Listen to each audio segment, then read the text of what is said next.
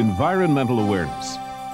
It's more than a quest for cleaner air, cleaner water, or conservation of our natural resources. It's the process of rethinking what it is we consume. Not only the products, but the way we manufacture and dispose of these products as well.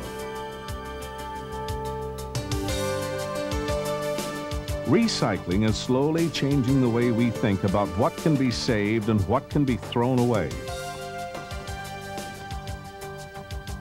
And that's led us to see that simply extending product life is the most sophisticated form of recycling there is. By rethinking what can be remanufactured, by designing products to go beyond a single initial use, we can make a major contribution to the health of our environment and our economy. It's time to rethink and rebuild. We were probably one of the first recyclers before recycler became a buzzword. Okay, we've been doing it since 1945, taking old parts and basically turning them into new parts that are reusable, rather than throwing parts away. The automotive parts rebuilding industry generates revenue of over $14 billion a year by taking America's used starters, transmissions, alternators, engines, clutches, brakes, and many other parts for automotive, agricultural, marine, and industrial use, and remanufacturing them to perform the same as new parts. But what exactly are remanufactured or rebuilt parts? Well, first of all, in the remanufacturing industry, our raw materials are the cores, the old ones that come off the car. So generally speaking, when we sell one, we get one back. In remanufacturing or rebuilding, the terms mean the same thing. Used parts come back from the customer on a trade-in basis or from used parts brokers, known as core suppliers. Each of the old parts received by the rebuilder is identified and credited to the account that sent it in. Next, each part is thoroughly disassembled. The components are then cleaned using a number of different processes and examined for wear and breakage. Now, what happens to the leftover parts? Key question. The aluminum goes to a smelter. The copper goes to a smelter. The steel, or the steel and copper mix, gets recycled. But as many steel components and aluminum components and copper components that can possibly be reused, that's the name of the game. The more you reuse, the more successful we are in business. The part is then carefully reassembled, then tested to make sure that it performs the same as a new part. Although the rebuilding industry is over 50 years old, how it operates today puts it in the vanguard of American industries. Environmentally, rebuilding saves natural resources and energy, reduces pollution, and helps curb the inflow to our nation's landfills. Economically, it's a labor-intensive industry built by small business entrepreneurs. They provide jobs on a local level and contribute to the economies of communities large and small all over the country. Competitively, rebuilt parts offer consumers a quality product that performs the same as a new part, carries a similar or better warranty, and yet usually costs 25 to 50% less. One area where rebuilding has had a very significant impact is the environment.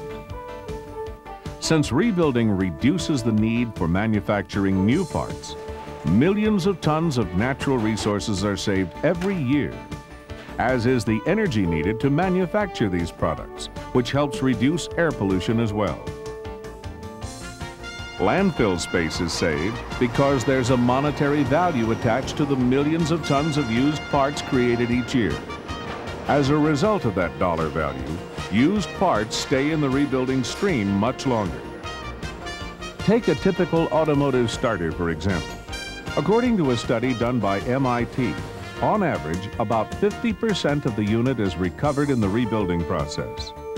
As a result, in the USA alone, over 8 million gallons of crude oil are saved from the steel manufacturing process, almost 52,000 tons of iron ore, and 6,000 tons of copper and other metals are saved as well. And that's just for automotive starters.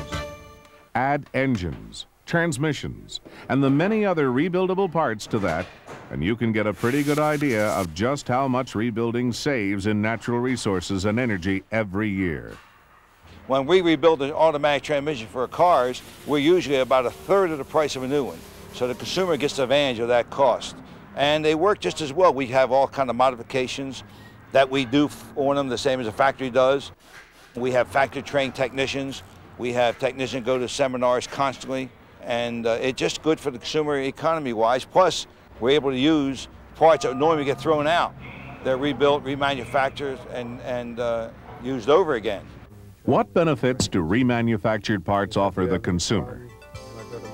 Well, since the average vehicle on our roads today is 8 years old, and 25% of all cars are 12 years old and older, in many instances, rebuilt parts are the only parts that may be available. They're obtainable immediately and cover the full spectrum for almost any car or truck, and at a price 25 to 50% less than a new part, making it more affordable for people to keep their vehicles in top running condition. Warranties on rebuilt parts are generally the same or better than new ones. And that's one of the reasons why 50 to 90% of the many types of rebuildable parts sold in the vehicle aftermarket are rebuilt. If our part doesn't perform as expected or as intended, it's part of our warranty to replace it. And obviously that's an expensive proposition, so it is to our advantage to try to make sure that the part will work. And the various testing procedures that we employ, the various analytical procedures we use in-house in the rebuilding process, both in salvage and final assembly, are designed to do just that, to simulate actual conditions on the vehicle. Although the rebuilding industry generates over $14 billion in revenue every year, most businesses are relatively small in size, serving part stores, warehouses, and other service facilities on a more local basis. It's a labor-intensive industry and creates jobs at many levels, from lower-skilled manufacturing jobs to highly technical design and engineering positions. Most of the people, our employees here, we have 650 employees, and they all live probably within a 5-mile radius.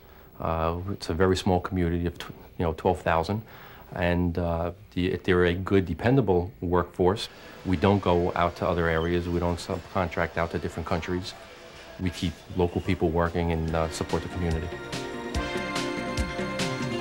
In order to grow in the years ahead, to expand the concept of rebuilding beyond just automotive and other current markets, rebuilders will need new equipment and the trained personnel to operate it.